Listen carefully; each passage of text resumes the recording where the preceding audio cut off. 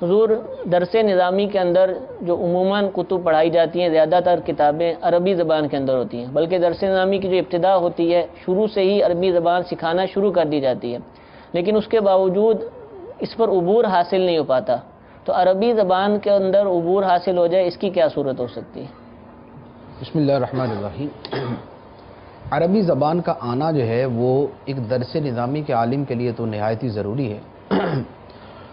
اب عربی زبان میں مہارت کیسے حاصل ہو، اس کے لیے چند چیزیں ہیں، اگر ان پر استقامت کے ساتھ عمل کیا جائے تو عربی بہت اچھی ہو جاتی ہے۔ عربی عبارت بھی، عربی کا فہم بھی، عربی کی لغت بھی، اور عربی کی ووکیبلری جو ہے یعنی ذخیرہ الفاظ جو ہے وہ بھی اچھا ہو جاتا ہے۔ اس میں دو چیزیں ہیں، ایک وہ طریقہ ہے کہ جس کا تعلق ہماری درسی کتابوں کے ساتھ ہی ہے یا درس نظامی کے ساتھ، دوسرا وہ ہے جو درس نظامی سے ہٹ کر ہے۔ درس نظامی کے اعتبار سے میں عرض کروں گا کہ سب سے پہلی بات تو یہ ہے کہ اپنی کتابوں سے اردو شروحات کو بالکل خارج کر دیں۔ کسی بھی کتاب کی کوئی بھی اردو شرح ہرگز نہ پڑھیں، آپ کو سمجھ آئے یا نہ آئے، بہر صورت آپ صرف عربی ہی پڑھیں۔ ہوتا یہ ہے کہ ہم جب کوئی کتاب شروع میں پڑھتے ہیں، جیسے نور الایضاح پڑھی یا قدوری پڑھتے ہیں، اب قدوری کا جب حاشیہ پڑھنا شروع کرتے ہیں تو ہمیں سمجھ نہیں آتی، اب ہمیں ایک دو دن جب سمجھ نہیں آتی تو اب ہم پریشان ہوتے ہیں کہ اب سمجھ تو آ نہیں رہی، کیا کریں؟ اب مشورہ کرتے ہیں تو مشورے والے خود چونکہ اردو شرح استعمال کر رہے ہوتے ہیں، لہذا وہ اردو شرح کا مشورہ دے دیتے ہیں۔ حالانکہ ہوتا یہ ہے کہ اگر آپ شاید ایک مہینہ یعنی صرف 30 دن آپ تکلف کر کے، مشقت برداشت کر کے آپ عربی حاشیہ ہی پڑھتے رہیں، صرف ایک مہینہ، تو ایک مہینے کے بعد آپ کو 80% جو عربی حاشیہ وہ سمجھ آنا شروع ہو جاتا ہے۔ یعنی یہ صرف شروع کا ایک مہینہ ہوتا ہے، اصل میں ہم اس ایک مہینے میں جو ناکام ہوتے ہیں اس کے بعد پھر ہم پورا درس نظامی بھی اسی طرح گزار دیتے ہیں اور اس کے بعد پوری زندگی بھی اسی طرح گزار دیتے ہیں۔ تو لہذا سب سے پہلی بات تو یہ ہے کہ جب ہم کوئی کتاب پڑھتے ہیں تو اس کی صرف عربی شرح اور عربی حاشیہ پڑھیں، اردو کی طرف ہرگز نہ جائیں۔ دوسرے نمبر پر یہ ہے کہ جو ہم لغت استعمال کرتے ہیں، جیسے مثال کے طور پہ ہم منجد استعمال کرتے ہیں، موسٹلی طلباء جو ہے وہ منجد استعمال کرتے ہیں۔ منجد بھی اصل میں عربک ٹو عربک ہے، یعنی وہ عربی سے عربی کے اندر ہی لغت ہے، لیکن ہم کون سی استعمال کرتے ہیں؟ عربی سے اردو والی۔ جب ہم پہلے دن درس نظامی میں داخلے کے ساتھ ہی لغت جو استعمال کرتے ہیں وہ عربی سے اردو والی استعمال کرتے ہیں، وہیں سے ہماری کمزوری شروع ہو جاتی ہے۔ اگر آپ پہلے سال کے بعد یعنی جب آپ کو عربی بالکل ہی نہیں آتی اور ثانیہ کے اندر آپ کو عربی آنا شروع ہو جاتی ہے تو آپ عربی سے عربی لغت ہی استعمال کریں۔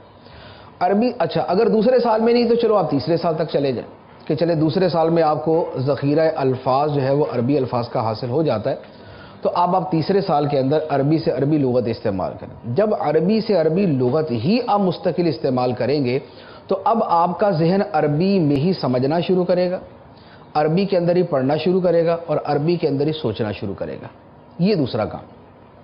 تیسرا کام جو درس نظامی سے خارج طور پر جو ہے وہ ہو سکتا ہے وہ یہ ہے کہ آپ جو خارجی مطالعہ کرتے ہیں اگر اس میں بھی آپ کوشش کریں کہ آپ عربی رسائل کا مطالعہ کریں اور عربی کتابیں پڑھیں۔ جیسے مثال کے طور پہ آپ کو عرض کروں، مکاشفۃ القلوب پڑھتے ہیں، مکاشفۃ القلوب جو ہے وہ عربی کے اندر بھی ہے، اردو کے اندر بھی، لیکن اگر آپ عربی میں پڑھیں، اچھا رسائل آپ پڑھتے ہیں جیسے امیر اہل سنت کے رسائل، آپ کو ایک کثیر تعداد کے اندر رسائل عربی کے اندر مل جائیں گے، عربی ترجمہ موجود ہے، اب رسائل بھی عربی کے اندر پڑھیں۔ تو اگر اپنا خارجی مطالعہ بھی ذرا اس کا زیادہ تر حصہ آپ عربی کے اندر ٹرانسفر کر دیں کہ عربی میں مطالعہ کریں تو یہ آہستہ آہستہ جو ہے یہ آپ کو یعنی آپ کے عربی زبان سمجھنے کے اندر آپ کے لیے بہت زیادہ معاون ہوگی۔ چوتھے نمبر پر یہ ہے کہ عربی شاعری سے مراد وہ شاعری کہ جو واض و نصیحت والی ہو اور نعتوں والی ہو یا حمد والی ہو، یعنی وہ جو بالکل ہی فضولیات والی ہے وہ شاعری نہیں کہہ رہا۔ اب مثال کے طور پہ جیسے قصیدہ بردہ شریف یا امام بوصیری رحمۃ اللہ علیہ کے اور بہت سارے قصائد ہیں، آپ کا صرف قصیدہ بردہ نہیں ہے، آپ کے اور بھی بہت سارے قصیدہ حمزیہ بھی آپ کا بڑا خوبصورت قصیدہ ہے، اور اس کے علاوہ بھی اور قصائدہ پورا دیوان چھپا ہوا، دیوان بوسیری کے نام سے پورا دیوان ہے، اس کا بھی اردو ترجمہ موجود ہے، لیکن اس میں عربی بھی موجود ہے، تو آپ عربی پڑھیں۔ اچھا، اسی طرح وعظ و نصیحت کے جو اشعار ہیں وہ بڑے خوبصورت ملتے ہیں، جیسے علامہ ابن جوزی علیہ رحمہ کی کتابوں میں جہاں پر اشعار آتے ہیں وعظ و نصیحت کے، عربی اشعار ہیں، اور آپ ان کو پڑھیں تو آپ کا یعنی آپ یوں کہیں کہ آپ کا دل روشن ہو جائے، اتنے خوبصورت عربی اشعار ہوتے ہیں۔ مکاشفات القلوب کے اندر عربی اشعار ہیں، اور بہت سارے بزرگوں کے دیوان جو ہے وہ عربی زبان کے اندر آپ کو مل جائیں گے۔ تو کہنے کا مقصد یہ ہے کہ آپ شاعری کے اندر بھی جو نعتیہ، حمدیہ اور منقبت والی اور وعظ و نصیحت والی ہے وہ عربی شاعری پڑھیں۔ چوتھے نمبر پر آپ یہ کام کریں کہ قصے کہانیوں کی کتابیں ملتی ہیں، عربی کی قصے کہانیوں کی کتابیں ملتی ہیں، اور بڑی خوبصورت کتابیں ملتی ہیں، یعنی بڑی خوبصورت سے مراد یہ کہ ایک تو عربی ان کی بہت اچھی ہوتی ہے، دوسرا اس میں نصائح اور جو اس میں واعظ اور کوئی نصیحت کی باتیں وہ بڑی خوبصورت ہوتی ہیں۔ جیسے مثال کے طور پہ انبیاء کرام علیہم الصلوۃ والسلام کے واقعات پر مشتمل بڑی خوبصورت کتابیں آپ کو عربی میں مل جائیں گی، یعنی آپ مارکیٹ میں تلاش کریں گے آپ کو بڑی خوبصورت کتابیں ملیں گی۔ اولیاء کرام کے احوال اور حکایات پر آپ کو بڑی اچھی کتابیں مل جائیں۔ اچھا، اور نہیں ہے تو آپ کے لیے بہت آسان میں عرض کروں، خصائص کبریٰ جو ہے وہ عربی کے اندر ملتی، معجزات پر مشتمل ہے۔ اب آپ معجزات بھی پڑھیں گے، دلچسپی بھی ہے، محبت بھی ہے، عربی بھی ہے۔ حجت اللہ علی العالمین مل جائے گی۔ آپ کرامات پہ پڑھنا چاہیں تو عربی کے اندر ہی آپ کو کرامات بھی ملے گی، جامع کرامات اولیاء علامہ نبہانی رحمۃ اللہ علیہ کی۔ تو یوں عربی کتابوں کو پڑھنا ہی اپنا اگر آپ تھوڑا سا معمول بنا لیں تو آپ کی عربی بہت امپروو ہو جائے گی۔ اچھا، پھر ایک اور چیز ہوتی ہے کہ عربی الفاظ جو ہیں تھوڑی سی ان کی یعنی یوں کہہ لیں کہ ان کا جو بیک گراؤنڈ ہے اور ان کی تھوڑی سی جو مشتقات ہیں ان کے یا مادہ اشتقاق ہے اس کی تھوڑی سی تحقیق کریں۔ جیسے مثال کے طور پہ آپ قرآن پاک کی جب کوئی تفسیر پڑھیں گے اس میں بھی بڑی خوبصورتی کے ساتھ اس کو بیان کیا جاتا ہے۔ جیسے لفظ ہلال ہے، لفظ ہلال کو ہلال کیوں کہا جاتا ہے؟ تو اب ہلال کا مطلب ہوتا ہے آوازیں بلند کرنا، اور ہلال کہتے ہیں پہلی رات کے چاند کو۔ جب پہلی رات کا چاند نظر آتا ہے تو لوگ آوازیں بلند کرتے ہیں، چاند نظر آ گیا، چاند نظر آ گیا، چاند نظر آ گیا۔ تو یہ لوگوں کی جو آوازیں بلند کرنا ہے اس کی وجہ سے اس کو ہلال کہا جاتا ہے۔ شراب کو عربی میں خمر کہا جاتا ہے۔ خمر کیوں کہتے ہیں؟ یہ عقل کو ڈھانپ دیتی ہے، سکر اور نشہ پیدا کرتی ہے۔ اس طرح الفاظ کے حوالے سے یعنی بڑی خوبصورت بڑی پیاری تحقیقات ہوتی۔ اگر آپ یہ تھوڑا سا اپنی جو کتابوں کی شروحات دیکھیں نا، یعنی عربی لغت کے اعتبار سے شرح میں جو ہمارا طریقہ کیا ہوتا ہے، ہم جب کوئی شرح پڑھتے ہیں نا، جیسے مثال کے طور پہ شرح تہذیب کی بھی اگر کوئی آپ حاشیہ پڑھیں گے اس میں جو عبارت کو حل کرنے کے لیے اور عبارت کی تفہیم و تسہیل کے لیے جو کچھ بیان ہوگا نا وہ تو ہم پڑھ لیں گے، اور اگر کسی لفظ کی لغت کے اعتبار سے انہوں نے کلام کیا ہوگا نا اس کو چھوڑ دیں گے، تو یہ تو ہمارے لیے ہے ہی نہیں۔ حالانکہ وہ جو تھوڑا تھوڑا کر کے آپ حاصل کریں گے نا کہ قدوری کا کوئی لفظ ہے، کوئی شرح تہذیب کا لفظ ہے، کوئی نور الانوار کا لفظ ہے، کوئی اور ہدایہ کا کوئی لفظ ہے، ان الفاظ پر جب آپ یوں غور کرتے رہیں گے اور ان کا مطالعہ کریں گے تو ہر دن کے اندر آپ 4-5 الفاظ اس طرح پڑھتے رہیں گے، اور ایک مہینے کے اندر جو ہے وہ آپ 150 الفاظ اس طرح پڑھ لیں گے۔ اور یوں آپ جب مسلسل پڑھتے رہیں گے تو حل لغات اور لغت کی جو کنہ اور اس کی حقیقت اور جو اس کا مادہ اشتقاق ہے اور جو اس میں اور خوبیاں ہوتی ہیں یہ آپ کی عادت میں شامل ہو جائیں گی۔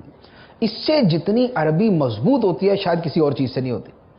اچھا، ایک اور کام ہے، چھٹا کام میں عرض کروں، عربی زبان کی فصاحت و بلاغت پر اور عربی زبان کی خوبیوں پر بڑی خوبصورت کتابیں کہ عربی زبان میں کتنی فصاحت و بلاغت ہے اور اس میں کتنی بلندی ہے۔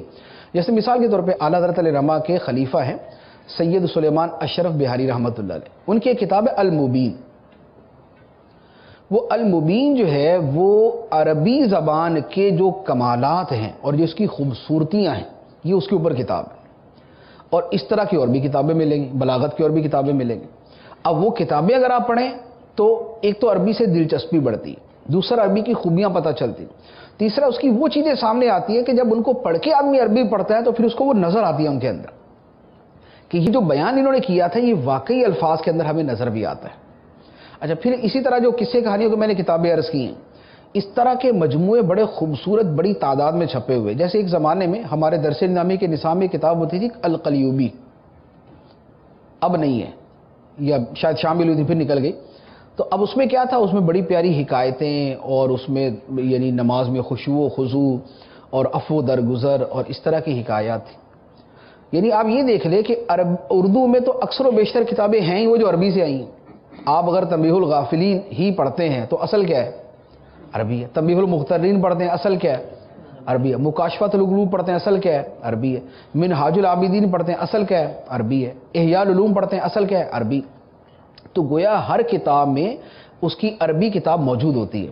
تو اب اردو کتابیں تو لکھی گئی تھی ان لوگوں کے لیے کہ جن کو عربی اصلاً نہیں آتی، جو درس نظامی کے علاوہ لوگ ہیں، ان کے لیے اردو کتابیں لکھی گئی تھی. لیکن ہوا یہ کہ وہ تو پڑھتے ہی نہیں، اور جنہوں نے عربی پڑھنی تھی وہ اردو پہ آ گئے. اب جب اردو پہ آ گئے تو اب استعداد کمزور ہو گئی. پھر اس کے بعد کہتے ہیں کہ ہماری جو ہے نا وہ عربی سے ہی نہیں ہوتی. حالانکہ 7-8 سال آپ درس نظامی کرتے ہیں اور 7-8 سال آپ عربی پڑھتے ہیں، تو یہ کیسی جو ہے نا وہ صلاحیت یا کیسی استعداد ہے کہ 8 سال پڑھنے کے بعد بھی آپ کو عربی زبان نہ ہے. تو یہ آتی اس لیے نہیں ہے کہ عربی کو ہم اپنا اوڑھنا بچھونا نہیں بناتے. اگر اس کو اوڑھنا بچھونا بنا لے، ہمارا پڑھنا، ہمارا سننا، ہمارا دیکھنا، ہمارا تحقیق کرنا، ہمارا مطالعہ کرنا، ہمارا شاعری پڑھنا، یہ ساری چیزیں اگر عربی زبان میں چلی جائیں تو یہ خود بخود جو ہے نا وہ ہماری عربی بہتر سے بہتر ہوتی رہے گی. حتیٰ کہ یہ ہدایت بخشش کی عربی موجود ہے، ہدایت بخشش کی عربی موجود ہے. اس کی کثیر نعتیں ہیں جن کا عربی کے اندر ترجمہ ہے. اسی طرح یہ جو ہے یہ سلام رضا ہے، یہ عربی کے اندر موجود ہے. اعلیٰ حضرت کی اپنی عربی شاعری موجود ہے. اچھا، پھر اردو سے آپ عربی بنانے کی خود کوشش کریں.